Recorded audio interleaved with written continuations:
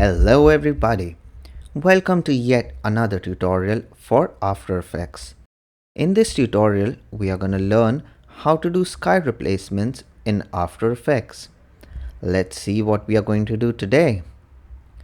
This is the final result after sky replacement from this source footage.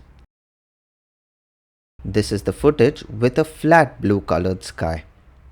We are going to replace it with a better looking sky with clouds so it looks better and more acceptable, like this. Let's now see how we can do the sky replacement in After Effects. Let's start by creating a new composition. As you can see, there is no information in the sky right now. We need to start by tracking the footage. Right click on the footage, select Track Camera from the Stabilize and Tracking menu. As you can see, the tracking has begun. Once the tracking is complete, we can apply any sky or background and change the sky. As you can see, these are our track points now. Let's go ahead, select a track point, and by right clicking, select Create Text and Camera. Now you can see a text layer over here in green color. I have taken a text layer temporarily as a reference to see how my track is behaving. You can use a null object instead of text, but you won't get an idea of how the track is looking. If I right click here and select null, After Effects only shows you the null point and nothing else. I can scale it, but it vanishes once you preview the timeline. That's the reason you need to use something like a text layer to preview the track. The text layer remains unless you turn it off manually. So this is how our track looks for this footage. The next thing I will do is select a sky and drag it down to the timeline. Let's start by assigning our cloud layer as a 3D layer. Let's click on the 3D layer, switch here to enable it. Now you can see it's visible to a 3D camera. Now let's copy the position values from our text layer and paste it on the sky layer. The sky is now positioned where the text layer is. If I make a preview and play the timeline, the sky goes with the track. Let us now arrange and position the sky properly to go with our scene. Let us first adjust the position of the sky. Now let's adjust the scale by pressing S. Let's now move this layer a little upwards. Let's play this and you will see it going according to our track.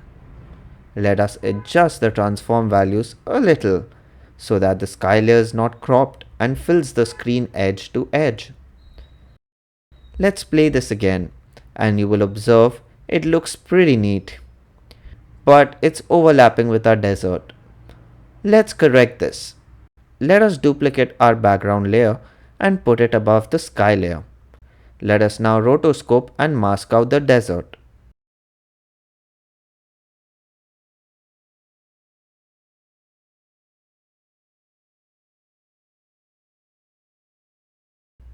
This has to be done carefully so that there are no roto leaks.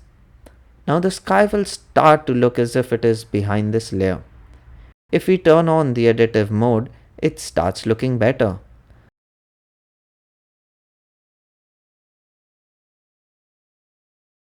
Let us add some feathering to the mask.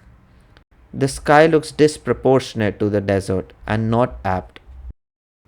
Let us adjust the transform values of the sky and choose a portion of the sky which makes it look natural and pleasing to the eye, especially with respect to the desert. It looks much better now.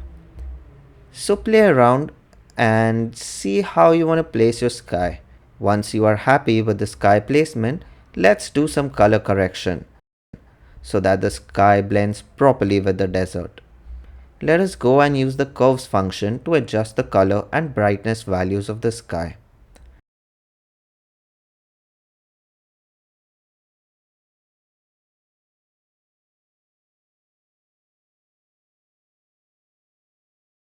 Let us now duplicate our main layer and put it above the sky layer.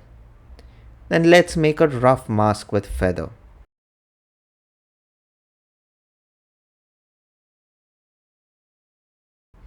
Let us now increase the brightness around the edges again with the curve's color corrector. And wow, look at that awesome blending and depth. This now looks natural and nice. Let's play and see the final output. You can use any sky, static or moving, to enhance the look of your scenes using this technique. Hope you enjoyed this tutorial. Stay tuned for some more amazing After Effects and other FX tutorials.